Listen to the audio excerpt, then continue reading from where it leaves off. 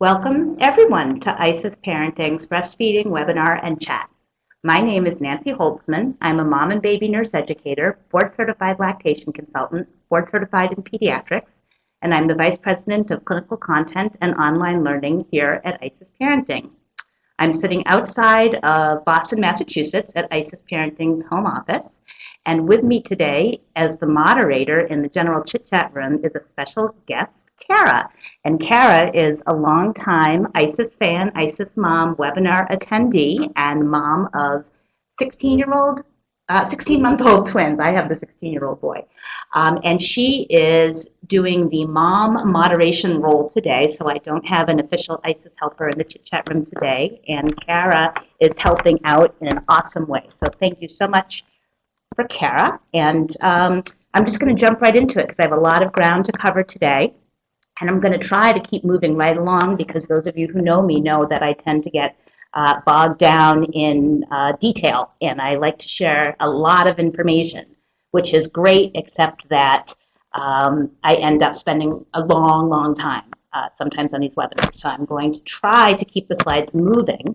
And really, I've divided this up into three areas. We're going to talk about what the recent news is about people starting solid foods so early, and then the confusion over the various recommendations, which even contradict themselves even within certain organizations. We're going to talk about the what, why, when, and how of introducing solid foods to the best of our abilities based on the information we have at hand. We're going to talk about various options from spoon-feeding purees to offering baby-led weaning, which is a European term that doesn't get interpreted very well here in the United States. I would prefer to call it baby self-feeding here in the United States because, of course, when Americans talk about weaning, we think of it as meaning stopping breastfeeding, and that's not what it really means. So we'll talk a little bit about that, and we'll talk a little bit about allergies and choke hazards and cups and what to put in the cups. And it's just a lot of information to cover. So we'll just launch right into it. So yes, it is very much 50 Shades of Gray in this topic. And even within the American Academy of Pediatrics, I used to be able to say that they were divided, that there was a body of the American Academy of Pediatrics, the body of the nutrition focus, and they recommended introducing solid foods from 4 to 6 months. And then there was the body within the AAP of the breastfeeding group, and they recommended introducing solid foods after 6 months. And the true recommendation is exclusive breastfeeding for the first 6 months of, about the first 6 months of life, with iron-fortified solid foods added thereafter, and continued breastfeeding as long as mutually desired by mother and child. However, there's a difference between exclusive breastfeeding, mixed feeding, and in terms of when you might begin solid food based on these things. So if you go to the American Academy of Pediatrics website, you'll see very clearly in the breastfeeding guidelines, it specifically says exclusive breastfeeding to about 6 months and then iron-fortified foods added. But you will see everywhere else on the AAP website many references to introducing solid foods between 4 to 6 months. So again, right there is confusing.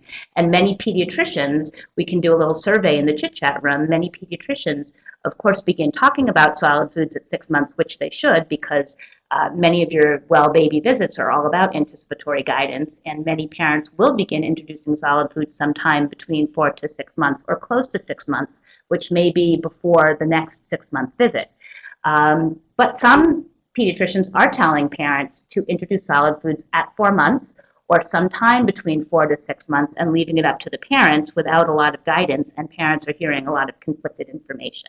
The World Health Organization also endorses exclusive breast milk until 6 months of age with solid foods added afterwards.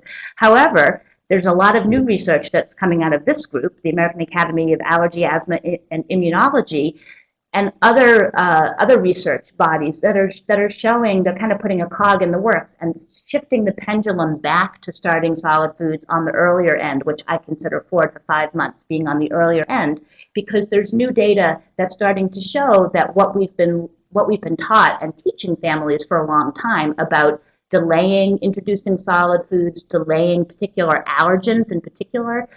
For example, for many years, I was taught, and I have been teaching, that egg yolks, you can give babies egg yolks at a young age, but not to give the egg whites, which are the more of the protein and the allergen. The albumin in the egg is in the egg white, and that's far more allergenic, and to hold off on egg whites until after about a year. So no scrambled eggs for babies, just give the egg yolk. And now we're learning research that says that delaying introducing these allergens does not help and perhaps may hurt. So in particular, information about introducing wheat and gluten much earlier than we have been recommending, and reducing the incidence of celiac disease and allergens. So we'll get into this a little bit more. But now it's very murky in terms of even what, not even when you introduce, but what you introduce, because the whole long list of foods that we were suggesting parents hold off on, the more allergenic foods, now we're being told that actually babies should be exposed to those earlier. And then again, the difference between exclusive breastfeeding and mixed feeding really makes it also very gray area, because if a baby truly is exclusively breast milk fed, there is a very definite added benefit to waiting until 5 or even 6 months to introduce solid foods from an immunologic standpoint. However, many parents think that their baby is exclusively breastfed or say that their baby is exclusively breastfed when in actuality that's not the case. So a baby who gets the occasional bottle of formula actually from a medical standpoint is mixed feeding. And this also complicates the studies, because a baby who had exposure to cow's milk protein maybe on day 2 in the hospital, and then got only breast milk for the next 4 months may be in a study listed as exclusively breast milk fed, and then when that baby has allergies or asthma, which may have been precipitated by the early exposure of cow's milk protein, it's attributed to being exclusively breast milk fed when in fact there was an early exposure. So again, it's a very confusing scenario, but if a baby truly is exclusively breast milk fed, at 4 months, you probably want to keep your baby exclusively breast milk fed for at least until 5 months. Whereas if the baby is getting a combination of breast milk and formula, then if you're eager to introduce solid foods and the baby seems to be as well, there's perhaps less drawback to introducing solid foods on that earlier side. However, and here's Karen's little girl eating some kiwi in this picture. I love when people send pictures to use them in the webinar slides. However, there was a new study that was released this week. I was interviewed for NECN, I believe, on this story, and it was published in Pediatrics. This is a live link for those of you who can click it. And it talks about very early introduction of solid foods. And in this study that was done by the Center for Disease Control and studied and presented in Pediatrics this week, 40% of babies were given solid foods before 4 months, and 9% were given solid foods before 1 month. That is a huge whopping number of babies being fed earlier than anybody really does recommend. So whereas 4 to 6 months is kind of a very gray area, you just don't see recommendations for introducing solid foods much before 4 months. And why are people doing it? These are the reasons listed in the study. And this picture, to me, I'm using this picture to demonstrate cereal in a bottle, because I think that is probably the biggest culprit in terms of statistics for this research study. I think that especially these babies that are under 1 year, under 1 month, were probably given cereal in the bottle or maybe juice in the bottle, which doesn't really count as solid food, but is something other. And I think that a lot of babies in certain demographics and certain cultural groups, it's very common to put cereal in the bottle, because chunky babies, plump babies are prized, and also there is the general belief that putting cereal in a bottle will help a baby sleep longer. But just a few of these points. Baby is old enough. Well, 4 to 6 months, and perhaps closer to 5 to 6 months is old enough. Baby seems hungry. Babies often, especially starting at 4 months, will have their hands crammed in their mouths all the time. That's developmental, and babies are always interested in what you're doing and what you're eating. And if you're at the table eating dinner and you're ignoring them, they're going to fuss and want to sit on your lap. And when they're sitting on your lap, they're going to reach out for what's in front of you. And it doesn't necessarily mean that they're ready to eat, but they do want to be a part of what you're doing. So if you were doing scrapbooking or a beading project, or coloring with your toddler with crayons at the table, they're gonna want to be part of that too. They don't want to be left out, and you've got all this interesting, colorful stuff that you're handling and that you're not letting them have. So of course they're going to want it. I think that there's a lot of belief that poor baby, the baby only gets milk, whereas we're eating a variety of other foods. So there's this belief that that the baby must be bored with their food, and that it's cruel to deprive the baby of these other flavors. Also, the belief that it will help a baby sleep longer at night, which we know is evidence-based incorrect, does not help a baby sleep. And in fact, a lot of parents will talk about introducing solid foods as disrupting the baby's sleep, because the baby begins to have more GI distress at night, or starts to have bowel movements again at night, where their sleep is now disrupted. The concerning thing is this bullet at the bottom that says that the doctor or healthcare provider encouraged them to do it. And again, I do think that some of this may be parents complaining about the amount that the baby is spitting up, and cereal being added to the bottle for reflux reasons. Okay, so let's talk just a little bit about why we do introduce solid foods and answer some of these questions.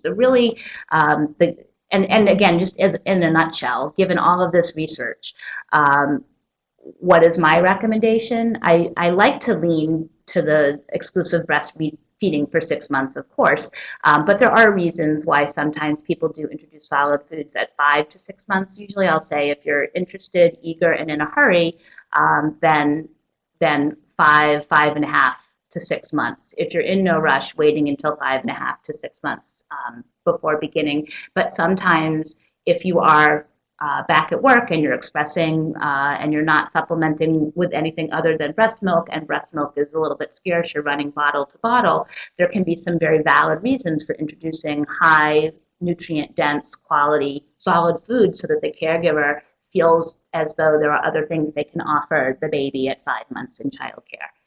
And we'll talk more about that. But the most important things about introducing solid food is not nutrition.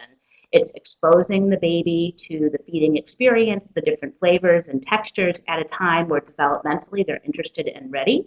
It's really about the experience of feeding and eating. It's not about how much food you can get into the baby. It is a sensory activity, as any new mom who's feeding their baby can tell you. It's a tactile activity. Babies will get messy, and they're supposed to. They need to explore the food. And this other final bullet that I added under the Y column is a newer one, but possibly the reason to introduce solid foods at 5 and 6 months on the earlier side is as an allergy prevention. So holding off and delaying solid foods has been proven not to be effective to hold off food allergies, and in certain high allergen foods, and in particular a list included things like potatoes, oats, meats, and gluten foods. By delaying the introduction of these later, there's actually a higher risk of allergy. So more research needs to be done, but it is a valid reason to think about introducing solid foods at 5 to 6 months. And not before 4 months, and not in a bottle. Eating solid food is about learning to put your fingers in your mouth after they've been smushed through something, or learning to open your mouth when the spoon comes, learning what to do when you have some food substance in your mouth, how to use your tongue and your cheeks and swallow and coordinate it all, experiencing flavors and textures and so on. It's not about drinking the calories from the bottle. Babies should be able to sit upright with support. They should be interested in catch on, and they should help. So they should be putting their hands in the food, or trying to grab the spoon and trying to put things in their mouth. It's not about how much actually gets swallowed. It's more about they're enjoying the experience of it. If you introduce solid foods and your baby is not a fan, try it for a few days. Maybe try something different on the spoon or on the tray. And if it's still not going so well, or your baby actually seems stressed or distressed or unhappy about it, then just stop for a few days. Once you decide to introduce solid foods, there's no rule or law that says you have to keep going. So you can have a false start. You might decide at 5.5 months that you want to give your baby oatmeal, and after 3 or 4 attempts, it's just not going well. You can put the oatmeal away for 5 days and then start all over again. The early months of feeding is really all about the experience of it. It's not about nutrition. It's not going to change the amount of milk that the baby takes. It's not going to help the baby sleep more at night. And remember that the solid foods that we typically give babies, things like applesauce and carrots and sweet potatoes and so on, they're not particularly nutrient dense, and they're surely not a complete food like breast milk or as a substitute for breast milk, iron fortified formula. They have 100% of the balanced nutrition that infants need to grow and thrive. So something like applesauce actually has fewer calories ounce per ounce as breast milk or formula, but also it doesn't have the same, the same balance of fats and proteins and so on. And so there's no reason to try to get an extra spoonful or 2 of applesauce into the baby, particularly if it takes the place of the more nutritious milk. So the baby's milk intake really doesn't change very much during the first month or 2 of solid foods, and only gradually between 9 to 12 months as the baby begins to take a larger volume and more assorted solid foods, their breast milk or formula intake may slightly decrease. Remember that for a breastfed baby, the milk intake pretty much maintains at about 6 months. So between 5 to 6 months, your baby's breast milk intake plateaus, and there it generally stays for the next 6 months or so, and the calories and the nutrition from solid food gradually gets layered on top. And I know we have a question about when does it begin to matter more in terms of calories. And really about a year, you'll have some babies are getting 50-50. So they're getting 50% of their calories and nutrition from milk and 50% from the foods that they're eating. And then some will go more on a 30-70 or 70-30 in either direction, and both ways are fine. In other words, some babies may be eating 30% of milk and 70% of their calories and nutrition are coming from solid foods, and others quite the opposite. They may be nursing lots or drinking lots and lots of milk or formula, and have a more discerning palate at mealtime. As a baby begins to get older, say between 12 to 18 months, if you still find that 70 or 80% of their calories is coming from their milk source, you may gradually begin to decrease their milk source and find that their food intake will slowly begin to increase. But at about a year, 50-50 is a pretty good average, and it's not a problem if your baby is more like 70-30 in either direction. The most important thing is that your baby is happy, healthy, and thriving, and whether that's on 16 ounces of milk plus solid foods or on 28 ounces of milk plus solid foods, either way can work.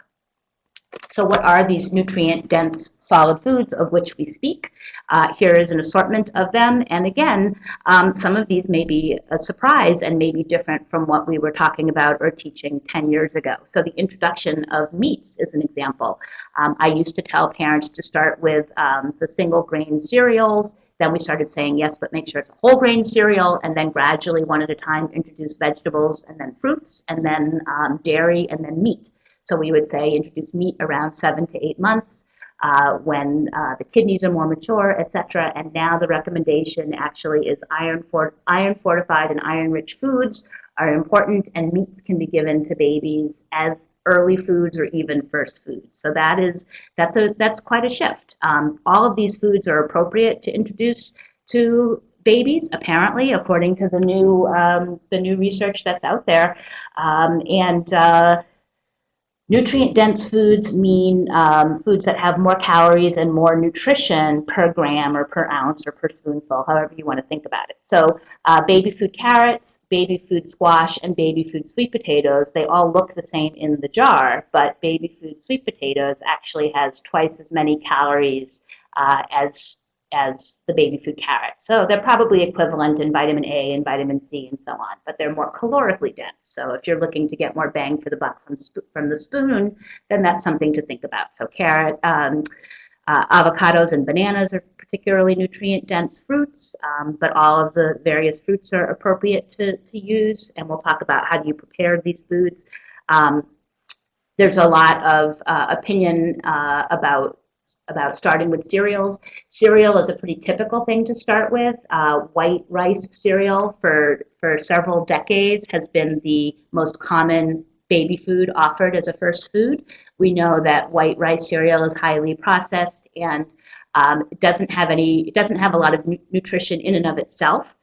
It has iron fortified vitamins based on the baby food manufacturing, so it is a good source of iron, but it also is pretty much an empty carbohydrate with a high glycemic index. And so there's been a big movement to make baby's first grain a whole grain, so that would mean a brown rice cereal. The interesting thing about the rice cereals is that they're gluten-free, and now again there's the suggestion to perhaps introduce gluten foods to babies earlier than we otherwise did. So using something like oat cereal, a barley cereal. Rye cereals aren't really easy to come by, but breads are wheat-based, and things like pancakes and waffles and so on for the 7 and 8 month old who's starting to work on finger foods. Those types of gluten-containing foods can be used.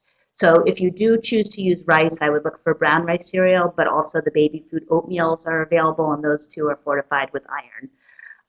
I used to say egg yolks, but now there's information that seems to say that the whole egg can and should be used to try to prevent egg allergy. Meats, as I mentioned, and beef, lamb, chicken, poultry are appropriate to be cooked soft and then pureed. And whole organic yogurts are usually pretty well received by babies as well. Very common to see babies get rashes after they start solid foods, and I get a lot of questions about rashes. First, let me just remind you that babies are very rashy people. They get rashes for so many different reasons, from dry skin, from saliva, and very often from viruses. So it's common for a baby to have a rash from a virus during their illness, or even 1 to 2 weeks after their illness. But a lot of rashes, especially on the face and in the diaper area after starting solid foods, are caused by the change in the pH balance of the urine and the stool. These things are more acidic, and they make the urine and the poop more acidic, and that can really irritate the bottom. So make sure you're using a really good moisture barrier, and don't automatically assume that every rash is about a food allergy. If you do see something like hives, wheezing, swelling around the mouth, a lot of diarrhea, mucus, and blood in the stool, and things like that, those would be more concerning. But a rash on the face also is common. Babies get themselves so messy when they're eating, and then they squirm around when you're trying to wash their face, and if you're using a paper towel and you're not drying it well and moisturizing and so on, and it's wintertime, it's very common for babies to get facial rashes, and doesn't necessarily mean it's a food allergy. Again, the movement is to try to bring babies to the family table and not become a short order cook and not be feeding these little Gerber meals forever and ever, but instead to give them appropriate bits and pieces from the family's table. All of the things I've pictured here are appropriate for some babies with no allergies from 9 to 12 months. They can be mashed up, cut up into little bits and pieces, and the baby can finger feed. You could also puree these things and spoon feed them. And I love a food mill because it strains the food while you're pureeing it, and you can do it right at the table, and it travels easily. Let's see, what did I want to say about this? But this really means that the food that you're putting on the family table needs to be appropriate for you too. So I'll get to that at the end of the presentation. But you know, if you're making beautiful organic food for your baby and then you're opening up a bag of chips and a Diet Coke for dinner, it doesn't really work. I'll hold off and cover that later. This is a great resource for you. Copy down, it's a simple URL to write down. The Dirty Dozen and the Clean 15 focus on what are the highest pesticide fruits and vegetables, things that it really matters more when you buy them organic. And then where can you save your money, because things that, like a banana, is a very low pesticide fruit, and you can save your money and just buy regular bananas and so on. Avocados also is on that list.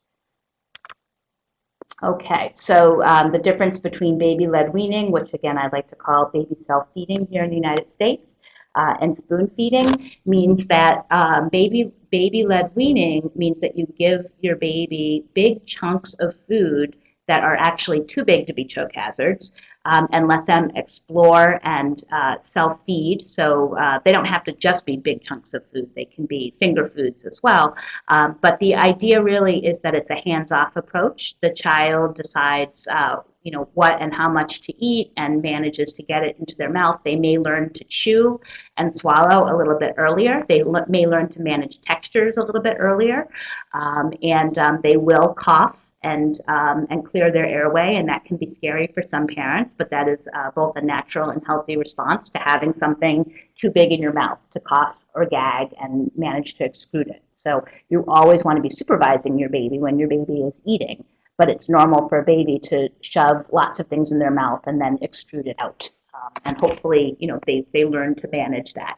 Remember that some babies actually are very sensory sensitive, and so there are some babies that will gag if there's any texture in a food, or if a food is very smooth and pureed and there's one little lump in it, and that can make them gag. Or if they have a hair in their mouth, they can gag and vomit up the last thing that they just ate. So some babies are very oral sensitive, and something just to be aware of. When your baby is ready to eat little bits and pieces, and that could be as young as 7 and 8 months old, you can offer them finger foods, and these don't require teeth to chew. In fact, the chewing teeth, the grinding teeth, are the molars, and they're not going to get those until 1.5 to 2.5 years. The first teeth that babies get are the front teeth, the incisors, and then the canines, and these are biting teeth. So these are the teeth you use to bite off a chunk of an apple. But we're not going to give babies anything big and hard that they need to bite off chunks for, because then they can end up with a choke hazard chunk in their mouth. So the teeth that they do get early are not particularly helpful for eating, and that's okay, they don't need them. Food should be soft enough that you can grind it between your forefinger and your thumb. So think of a piece of a pancake or soft chicken or something like that. You can kind of grind that or smush that between your finger and thumb. It's soft enough for your baby to grind with their gums. And all of the things I have listed here are good. When I talk about softened raisins, regular raisins are dry, hard, and chewy. That's not a good food for a young baby. But if you take a handful of raisins and put it in a bowl of very hot water or boiling water, and let them sit there for 5 minutes, they will plump up and become nice and soft. And then you want to take them out and squash them flat with your finger and thumb, and you'll have a nice little flat disc of softened moist raisin, and that's a really nice food for your baby to swallow, probably whole, and you'll see it come out the other end. Banana chunks, I won't go into my poop talk here, but many of you can put in the chat room what happens with banana chunks, so that when you give a baby fresh banana, what you can expect to see out the other end. Pretty much any fruit or vegetable that you prepare and steam. I love what I call bag cheese, and somebody tweeted me the other day and said, my baby loves bag cheese, and I was so happy to see that tweet because it meant that she was watching my webinars. And shredded cheese in my house we call bag cheese, and that's the cheese that hangs on the pegs in the dairy section, like mild mozzarella, Monterey Jack, mild cheddar. And it's just shredded, and you can put a nice big pinch of that on the high chair tray, and it's great fine motor, and they'll spend a lot of time picking up the little shreds of cheese and eating them while you are making your dinner. Okay, I won't go into all the stuff. And here, just things that we didn't used to recommend, but now we do. Again, the whole eggs, scrambled eggs, check with your pediatricians for their own recommendations. But things like toast and waffles and pancakes and things that actually have wheat in them and so on are now recommended, or at least not forbidden, to be given to babies 7, 8, and 9 months.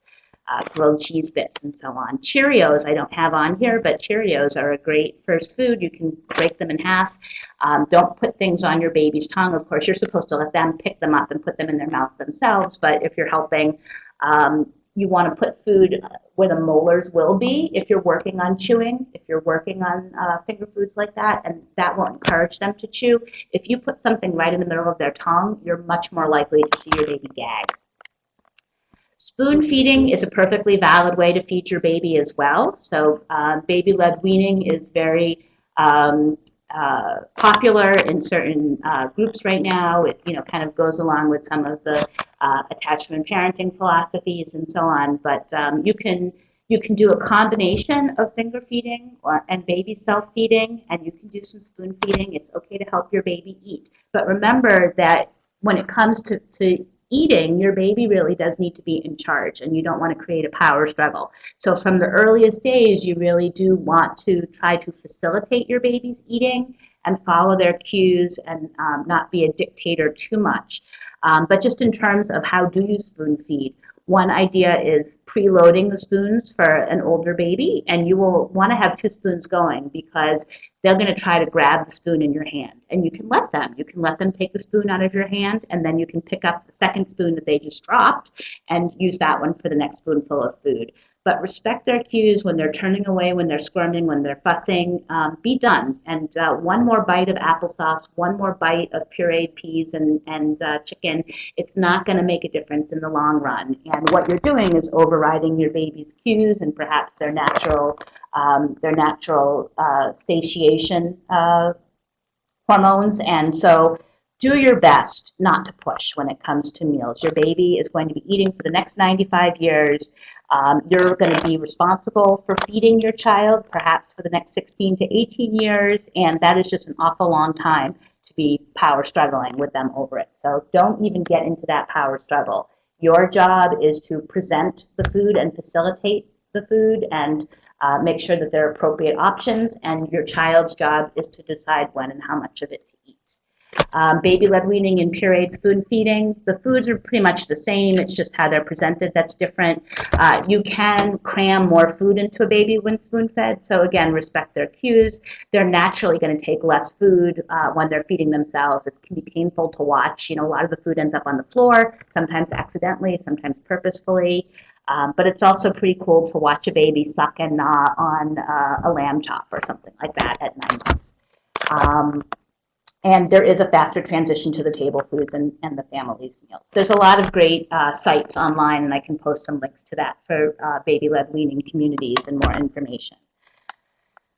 Ultimately, offer the food off your plate. Sometimes parents will say that the baby at 7 and 8 months all of a sudden is not interested in solid foods, they're refusing their purees and so on. And so just de-stress the mealtime. Try to offer the baby appropriate things from your plate. Maybe it's time to move into textured foods or self-feeding or finger foods as well. And one little trick is to put the bowl of the baby's food on your plate or next to your plate so that when they're interested in what you're doing and watching you eat, then you can take a spoonful of the food and offer it to them as well. But give them a sippy cup of water, give them a spoon to play with, and try not to focus too much on the volume of food they are or aren't eating, as long as they're growing and gaining and thriving. Offer one food at a meal that you know they like when you're introducing something new, and make a bridge to other foods. So that means that if they tend to like, sweet fruit purees, try adding something different, like some cantaloupe to the sweet fruit puree, or maybe, put some pureed lamb in with the applesauce and help them, or alternate spoonfuls where you do applesauce, lamb, sweet potato, applesauce. The meats, by the way, when you puree them, they're too thick and pasty to feed by themselves. So usually you thin down the meats with a fruit or a vegetable. Let's see, 12:35. This is a lot of content. Juice. So here's a progression here. It takes 4 apples to make 1 glass of apple juice. 1 glass of apple juice is essentially sugar water. It's nature's Kool-Aid, and they are both equivalent to soda. You're better off feeding the apples or the applesauce because that comes with fiber and other nutrients. It's not as calorically dense, and juice is not necessarily a healthy food. It's fine to use a little bit of juice. I would suggest when you do introduce juice, it goes in an open cup at the table and is diluted 50% with water. You don't want toddlers drinking lots and lots of juice throughout the day. It does fill them up with a lot of empty calories. Sometimes they end up not eating as much at meals. If they're taking 400 or 600 calories worth of juice a day, they're getting some of their metabolic need met that way, but not with a lot of nutrition. And the continuous bathing of the teeth with the sugar water of juice is not good for the teeth and is what can help lead to increased cavities. Even diluting the juice with water does not have any impact in terms of cavities. It may reduce the amount of sugar that the baby is getting, but the mouth is still getting a sugar bath.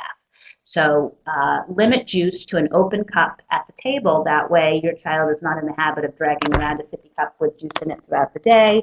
And don't be under the misimpression that that juice is plays an essential nutrient role in your young child's life.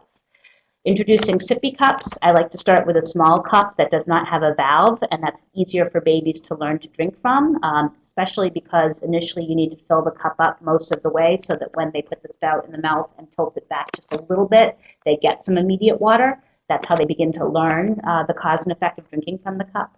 Once they understand how to drink from the cup, hold on, once I start messing with my slides, it's all over. My pointer, here we go. So start with a small cup with no valve, and once they catch on to drinking from the cup, you can start using a sippy cup that does have a non-spill valve. They have to suck quite a bit stronger to overcome the non-spill valve to get to the liquid.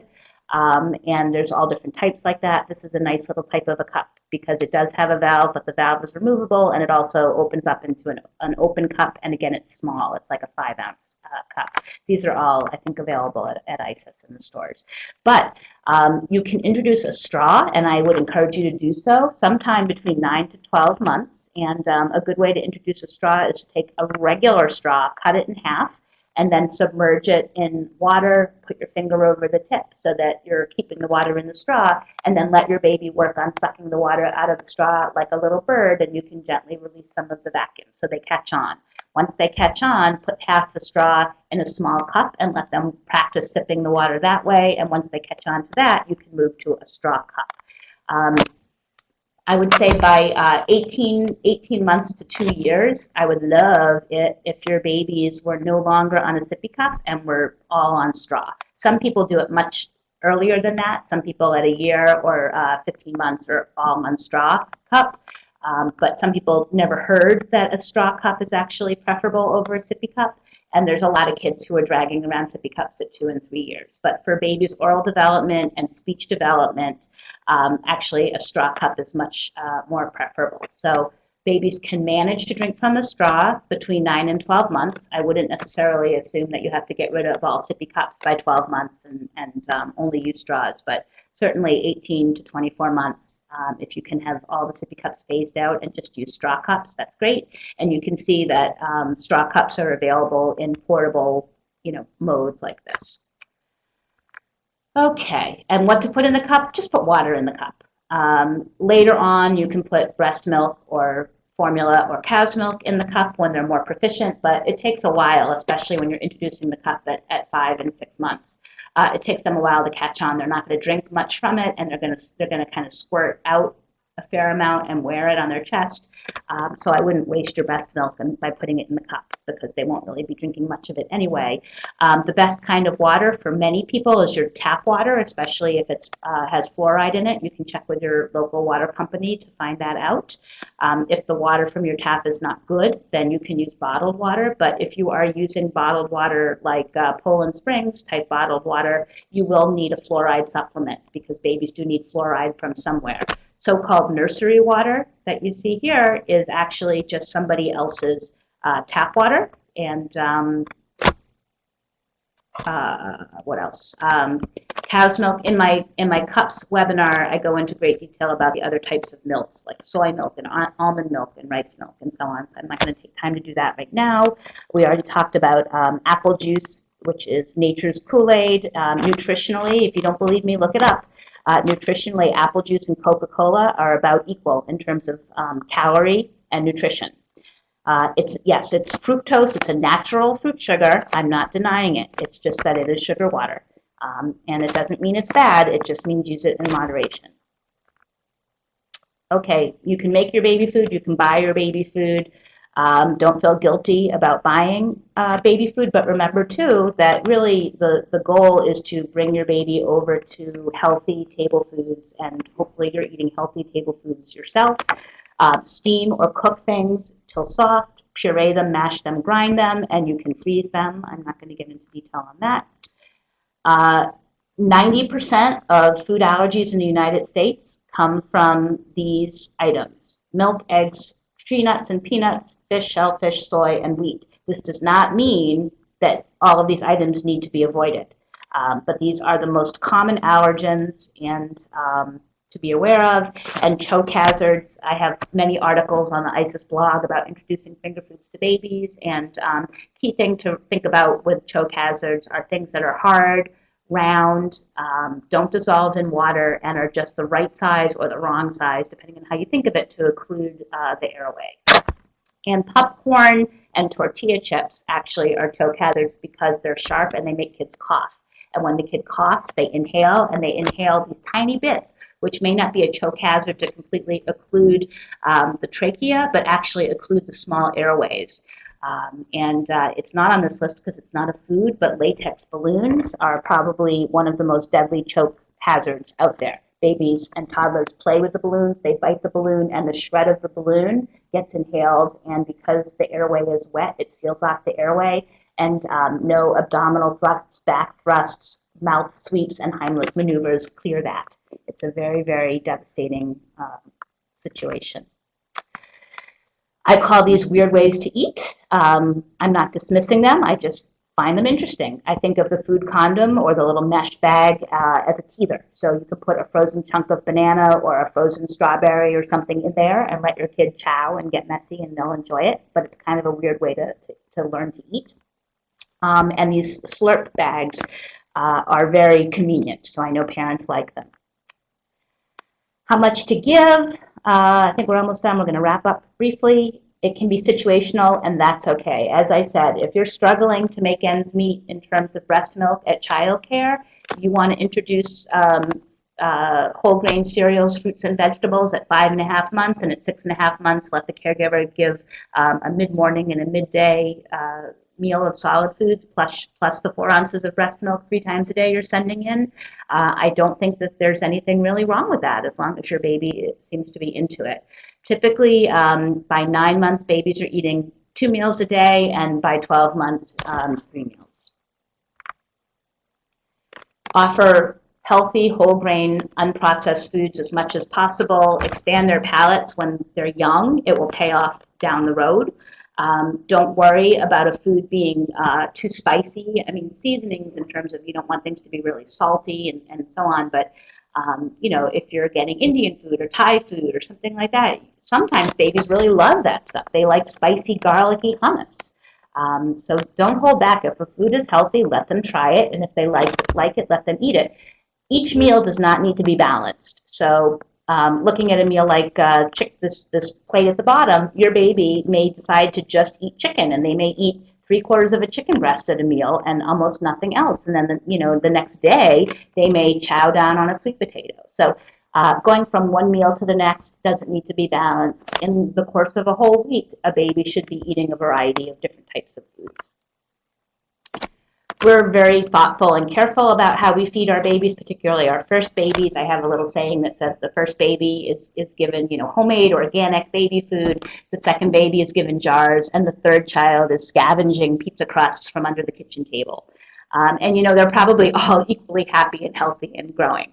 How we tend to feed our babies: healthy, thoughtful, homemade, or organic, or with quite a bit of thought put into it, carefully, lovingly, etc. And yet, how do we really teach our kids to eat? Every single restaurant you go to has the kids' menu, and it has the same items on it: the chicken fingers, the hot dog, the peanut butter and jelly, and the pizza, and this is how we're socializing our kids to eat in the United States. You prepare for them a lovely balanced meal, and then you're sitting down with your chips and Diet Coke for dinner. That's how they're learning to eat. They are not going to eat very long. They are not going to eat what you offer them. They're going to eat what they see you eat. That's what they want, what they see you doing. So if you want them to eat a variety of healthy foods, you have to do it too. And this is usually where in the chat room people say, oh my gosh, my husband doesn't eat this or that, or I don't eat any vegetables. Think about it, people. Whatever you're doing, this is how your children are going to learn. This is the way to eat. So it's really hard to socialize your child to the family table when the family table is the Domino's delivery guy. And then finally, this is my last slide, just think a little bit about your own attitudes about eating and about weight and about stress and about lists of good foods and bad foods and one more bite and you have to eat this to get that and no dessert for you. And these are all internal messages that we have, that we share, that we send, that we perpetuate. This picture, I don't know what happened to my pointer. My pointer's gone. But this picture in the corner is my family at a restaurant. And we all have our cell phones out. Of course, I'm probably answering somebody's question about poop. Yeah, I mean, the food came and we all put our phones away. And we actually did have a conversation. But that's how, that's one thing to think about. My kids are older teenagers. And my husband and I are also technology addicted. Is the TV on at mealtime? Do you try to have at least 1 or 2 meals as a family each week? Think about it. Oh, here's my pointer. And are you being a short order cook? Do you and your partner eat one thing and your child you assume they're not going to want salmon or they fuss about salmon and so you prepare chicken nuggets for them? If this is what you permit, you promote. If this is how you feed your child, this is what they're going to come to expect. Always have one thing on the table or one thing in the meal that you know that they'll eat, and don't worry if that's the only thing they eat. So if you're making a fish and a starch and a vegetable, and you know that the vegetable is one they often eat, and they turn up their nose at the fish, okay, no pressure, just move on, move on. Come back next week, spread the word. I think most people know we have 45 webinars like this, but better, on the website, and many of them now have been converted to non-flash versions, so you can watch them on your iPhone or iPad. On Tuesdays, we have our live sleep webinar. On Thursdays, it's breastfeeding and pumping topics. We have 45 people in the room at max. To the best of my abilities, I still went 48 minutes. I'm sorry. I won't take additional questions because we are running out of time. Eczema, a lot of questions about eczema, and let me just mention that eczema is a very confusing picture, is related to allergies, but not directly related to food allergies usually. It is a pink flag for an allergic personality, and so it may go hand in hand with food allergies, but again, holding off on certain foods does not necessarily help. So it's better to treat the eczema the way we treat eczema, and I posted about that recently, and speak with your pediatrician about introducing allergenic foods, but in general, unless a sibling has an anaphylactic, life-threatening allergy to something like tree nuts, then we don't generally we don't recommend restricting solid foods in terms of allergy prevention anymore because it doesn't do anything. It doesn't help. Okay, Kara, thank you so much. Let's all thank Kara. And Kara on Twitter is Kara Matt. So if you're on Twitter, please follow her. Follow IsisParenting as well. And I will see you back next week. Thanks, everybody.